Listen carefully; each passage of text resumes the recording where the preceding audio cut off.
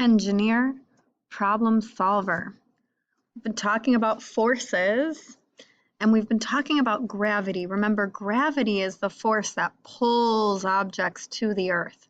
So when we drop something, gravity pulls it down to the ground. Everything that goes up ends up coming down because of gravity. Open up your science books to page 98. The heading for this page, remember that's a text feature, is gravity and net force. Remember, net force is adding all the objects together to create the sum. But if the forces are equal or balanced, then the net force is 0.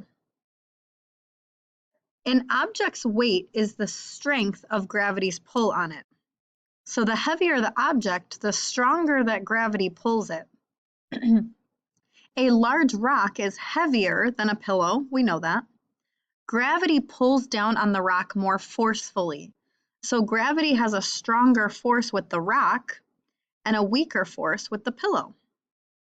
The rock is hard to lift because you must apply an upward force against gravity's downward force. So when you pick up something that's really, really heavy, you're fighting gravity to pick it up.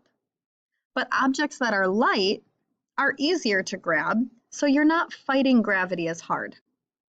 Now think about rockets that travel into space. A rocket is very heavy. It takes a huge, unbalanced force to exceed gravity, to fight and push past gravity and move a rocket away from Earth. The rocket is so very heavy that the force of it has to push so hard so that gravity lets it leave Earth. I have a video to show you about a rocket leaving Earth. The force of the rocket's engines push against gravity. You can see the force down here, and it's so strong that look at all the effects around it. Really big force we're talking here. Let me get rid of this.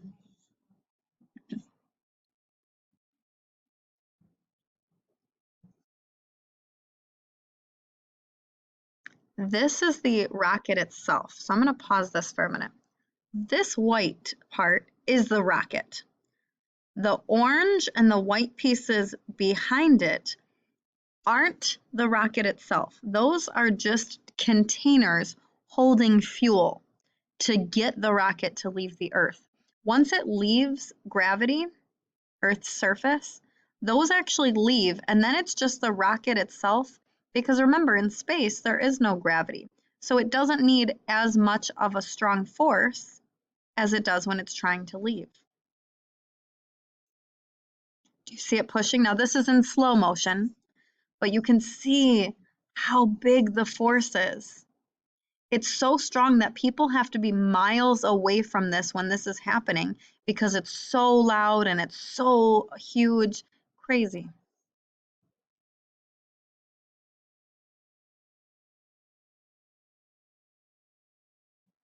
So it's pushing and pushing and pushing and pushing and pushing.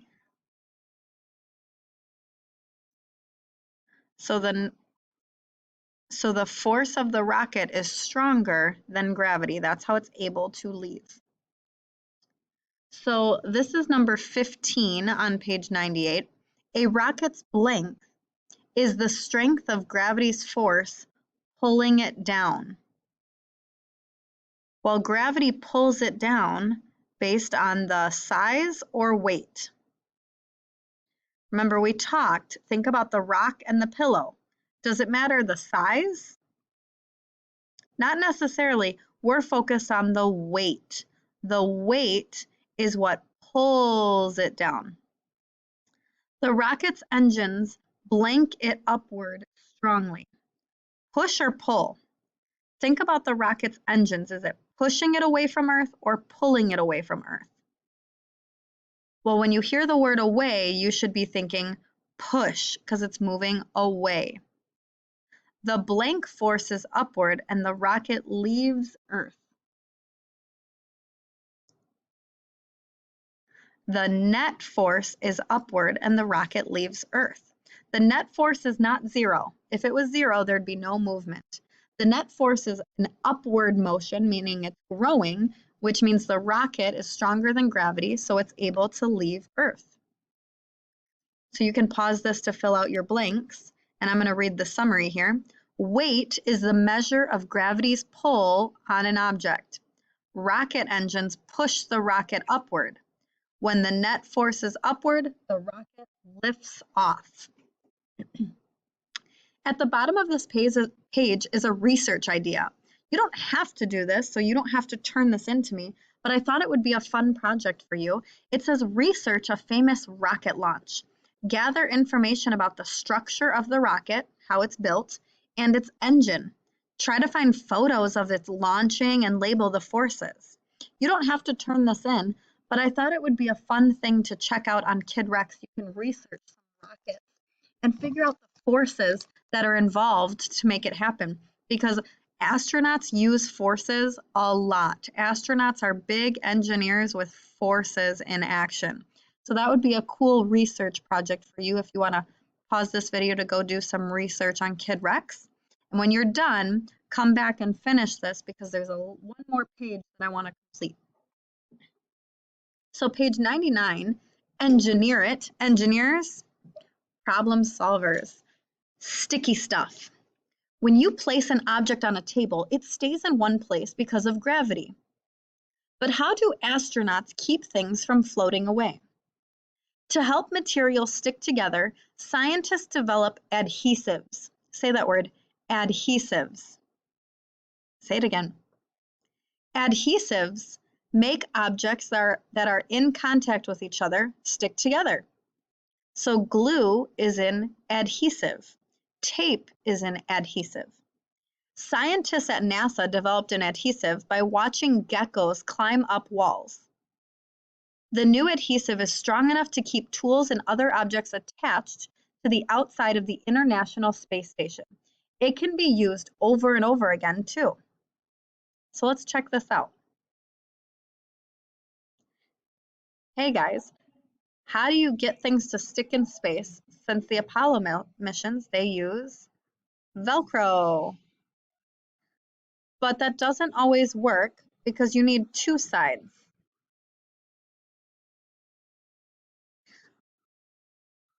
So he's saying that Velcro needs two sides to make it work, and that doesn't always work out well with certain objects.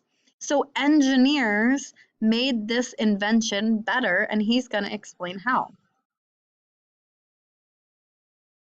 I'm going to get rid of this here. Crazy engineering, gecko gripper. So on Earth, we can use glue and tapes to stick things together. He is an engineer. So they notice that geckos stick to things to climb. Look at him sticking to the wall there. So they researched geckos and they decided, how can we make that work in space? So are geckos super sticky? And he's saying no.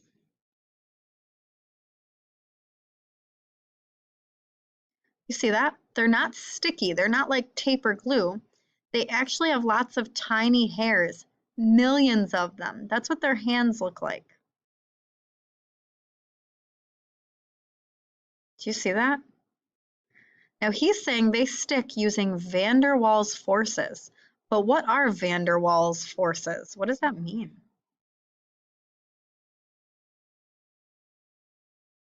That's an electron inside an atom. And these are moving around. Oops.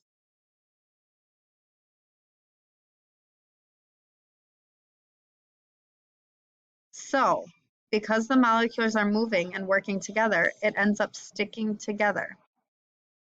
So this is what a gecko's foot looks like. And they made something that looks just like it. So they've actually made hairs just like the gecko's hand. They're smaller than the hairs on your head so that they can fit more.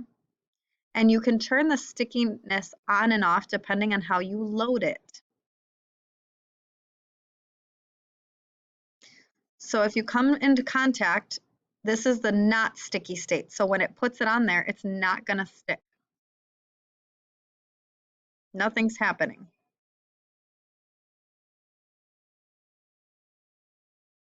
Do you see how he pushed on it a little bit harder? All of a sudden, it sticks.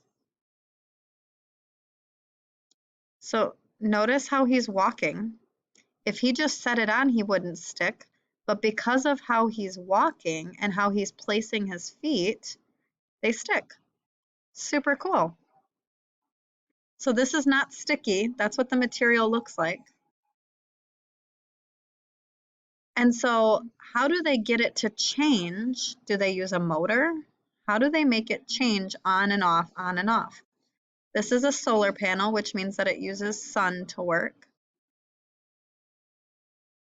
And they squeezed it together. Do you see that, how he did that? I'm going to go back a little bit.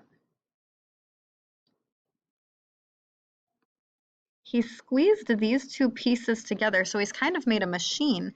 And when they're squeezed together, they stick. But when they're not together, they don't stick.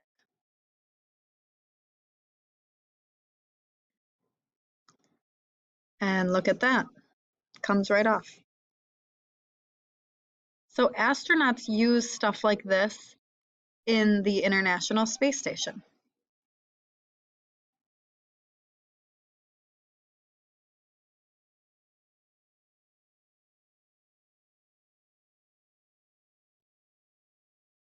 So it works here. How do they know that it works in space? Well, they have machines that have zero gravity, which means no gravity inside of here, so that they can test out if these machines still work even in space. Because you don't want to wait till you get to space to test it out. You want to test it out before the astronauts go there to prevent problems. So that's what they're doing here. They're testing them out to make sure that they work. So they do this in space with satellites. They do it in the machines with garbage cans and their various objects that they have to survive. See, look at that. Satellites.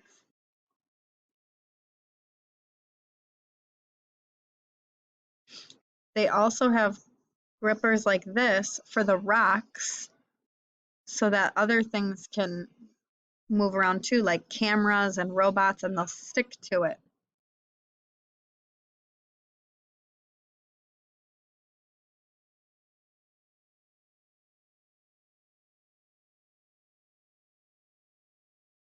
He looks a little stuck.